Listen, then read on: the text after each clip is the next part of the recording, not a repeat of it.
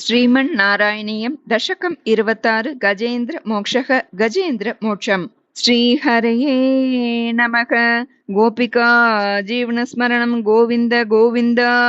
इन्द्रद्युम्नः पाण्ड्यखण्डाधिराजः त्वद्भक्तात्मा चन्दनाद्रौ कदाचित् त्वत्सेवायां मग्नधीरालुलोके नैवागस्त्यं प्राप्तमातिथ्यकामम्। कुम्भोद्भूतिः संवृतक्रोधभारः स्तब्धात्मा त्वं हस्तिभूयं भजेति शप्त्वा तैनं प्रत्यगात्सोऽपि लेभे हस्तीन्द्रत्वं त्वत्स्मृतिव्यक्तिधन्यम्।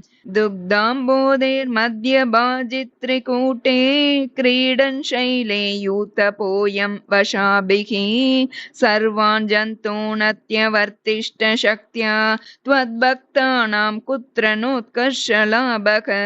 स्वेन स्तेम्ना दिव्यदेशस्य शक्त्या सोऽयं केदान प्रजानन् कदाचित् शैलप्रान्ते घर्मतान्तः सरस्यां यूतैः सार्धं त्वत्प्रणुन्नोभिरेमे।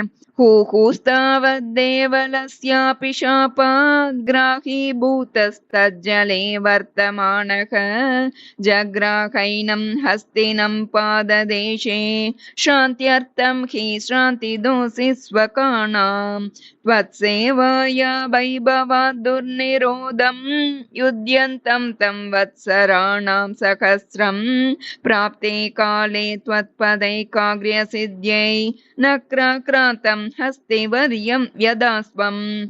आर्तिव्यक्तप्राक्तनज्ञानभक्तिः शुण्डोक्षिप्तैः पुण्डरीकैः समर्चन् पूर्वाभ्यस्तं निर्विशेषात्मनिष्ठं स्तोत्रश्रेष्ठं सोन्वगादित्परात्मन्। श्रुत्वा स्तोत्रं निर्गुणस्थं समस्तं ब्रह्मेशाद्यैनाहमित्यप्रयाति सर्वात्मा त्वं भूरि कारुण्यवेगात् ताक्ष्यारूढः प्रेक्षितो भूः पुरस्तात्। हस्तेन्द्रं तं हस्तपद्मेन धृत्वा चक्रेण त्वं नक्रवर्यं व्यदारीः गन्धर्वेऽस्मिन् मुक्तशापे सहस्ते त्वत्सारूप्यं प्राप्य देदीप्यते स्म। एतद्वृत्तं त्वाञ्च माञ्च प्रगेयो गायेत् सोऽयं भूयसे श्रेयसे स्यात् इत्युक्त्वैनं तेन सार्धं गतस्त्वं दिष्ट्यं विष्णो पाहि वातालयेश। श्रीहरये नमः। गोपिका जीवनस्मरणं गोविन्द गोविन्द।